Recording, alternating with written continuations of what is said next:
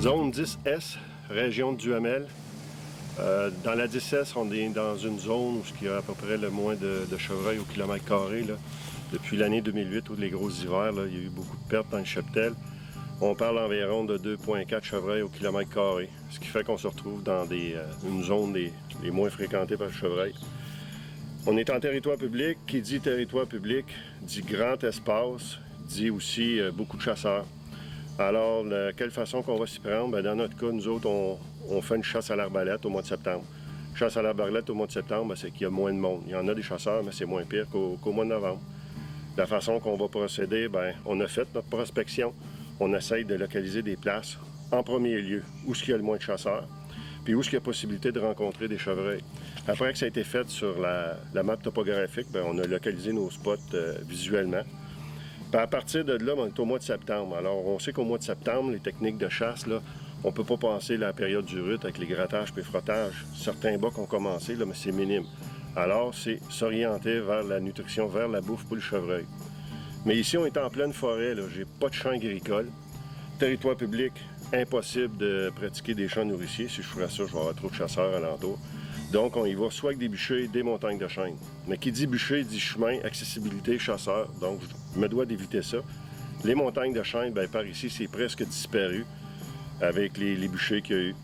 Donc, je vais vérifier pour essayer de trouver des zones de transition. Puis à partir de là, bien oui, je vais commencer un empâtage artificiel un peu pour localiser tous mes chevreuils que j'ai alentour, voir qu'est-ce qui est de disponible aussi en bas. Parce qu'on sait, hein, si on a 2,4 chevreuils au kilomètre carré, bien, donc le ratio mâle-femelle est débalancé.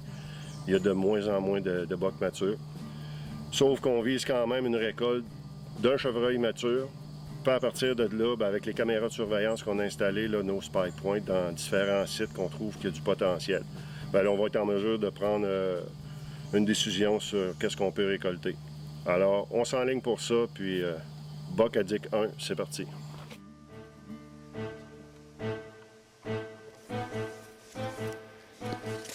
Notre dernier setup, on vient de l'effectuer, on vient de le faire, c'est notre dernier stand. On a des endroits là, qui jouent à peu près entre 8 et 10 km chaque spot pour faire sûr qu'on ne chasse pas le même chevreuil, qu'on a de la possibilité de trouver des bocs différents. Chaque setup, qu'est-ce qu'on a fait? Il faut tenir compte de la direction des vents. On n'a pas le choix. Fait que moi, c'est les vents dominants, donc j'ai toujours placé mon stand par rapport à l'endroit que je voulais faire l'affût avec mes vents dominants de l'ouest-nord-ouest. Le seul temps que je ne pourrais pas chasser, c'est avec un vent de sud ou un vent de l'est. Donc là, je pourrais m'en aller avec une cache au sol pour couper un sentier qui s'en vient à mon poste d'affût. On est à une semaine de l'ouverture, tout est terminé.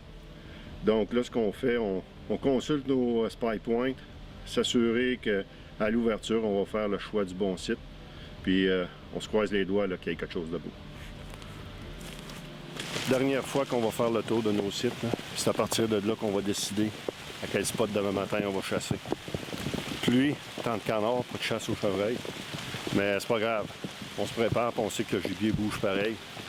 Fait que dans 1 heure d'ici, 2 heures, là, les spots vont être faits, puis là, on va prendre une décision.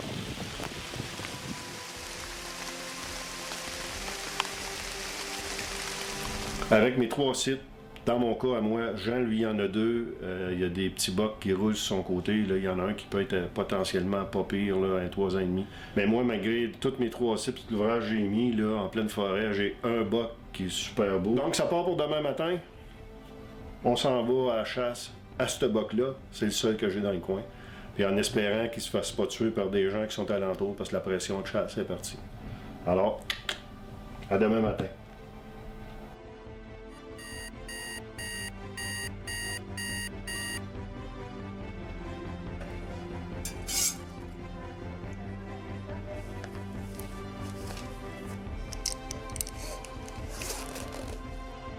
OK, on est le matin de l'ouverture. Le matin, je m'en vais à mon spot numéro 2 où il y avait le plus de bocs qui se promenaient, là, surtout, on sait qu'il y en a un 3 ans et demi. Il annonce de la pluie encore aujourd'hui. C'est quand même un beau matin. Donc, 5h30 du matin, puis on s'en va là.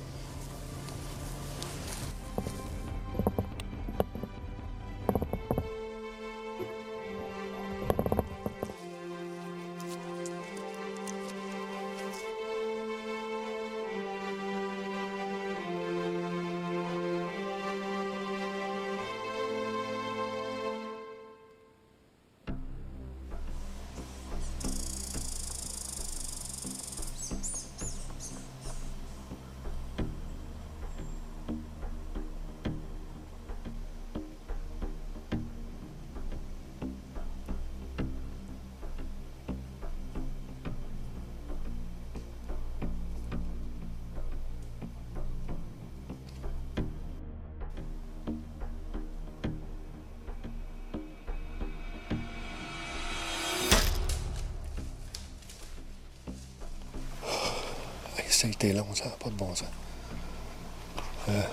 C'est pas le gros que j'ai parlé hier, là, mais c'est un nouveau, là. Wow. OK, on attend un peu, là, on s'en va voir ça. On arrête pour asseoir, je ne l'ai pas retrouvé. On a trouvé, par exemple, pas mal de sang.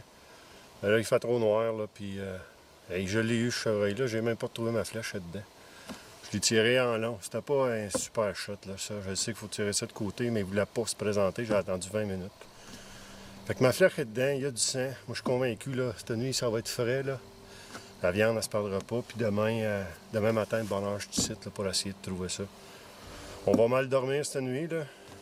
On va essayer.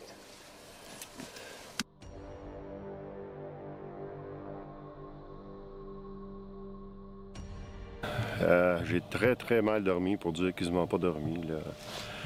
Mais hier soir, sur le téléviseur, j'ai regardé la séquence. Je l'ai très bien pogné, ce chevreuil-là. La flèche a complètement rentré dedans. Puis le chevreuil s'est écrasé. Comme j'ai dit hier, je l'ai entendu tomber. Aujourd'hui, là, il fait clair. Il est 7 h le matin. Là, j'ai quand même plusieurs heures devant moi là, pour retrouver ça. Là, puis, il faut qu'on trouve ça. C'est de valeur que Jérôme et Mathieu sont pas plus proches. J'aurais eu besoin de deux autres avec le chien de sang, mais on va se débrouiller autrement.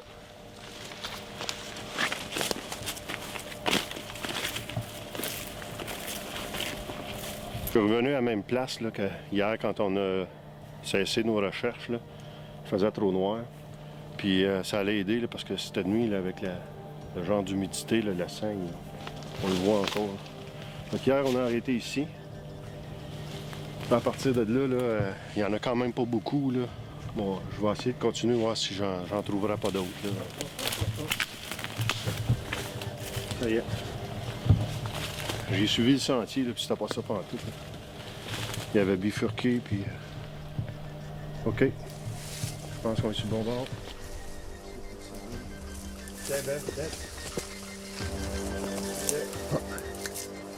On l'a. Ça y est, c'est fait. On a traîné ça sur à peu près un bon 800 pieds, certain. Ça a été toute une aventure. C'est un 6 points. Moi, écoutez, c'est fantastique. Site, vous le savez, j'en avais presque pas. Là. Il y en avait vraiment un qui était plus gros que ça. Là. Puis lui, il est reçu dans 3 ans et demi. J'en ai pas ici de ça. C'est des spikes puis des mâles de 2 ans et demi. Alors, super beau buck. Fait vivre plein d'émotions. Hier à soir, pas une mauvaise nuit, là, mais je savais que je l'avais très bien pogné. Là. Alors, très bon animal, puis super content.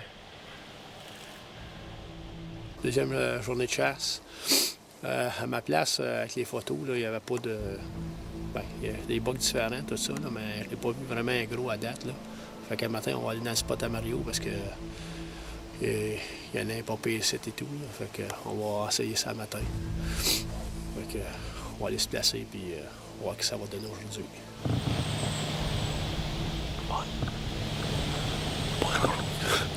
Pas grand-chose.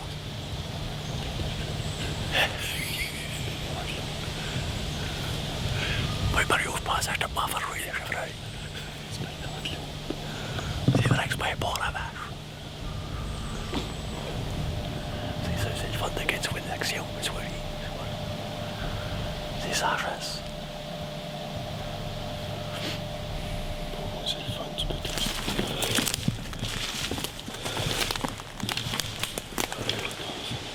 Puis t'as ramené.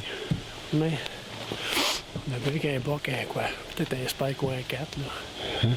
Maximum. Mais pas grand-chose. Vraiment, là, pas grand-chose. Épouvantable. Ouais, pas...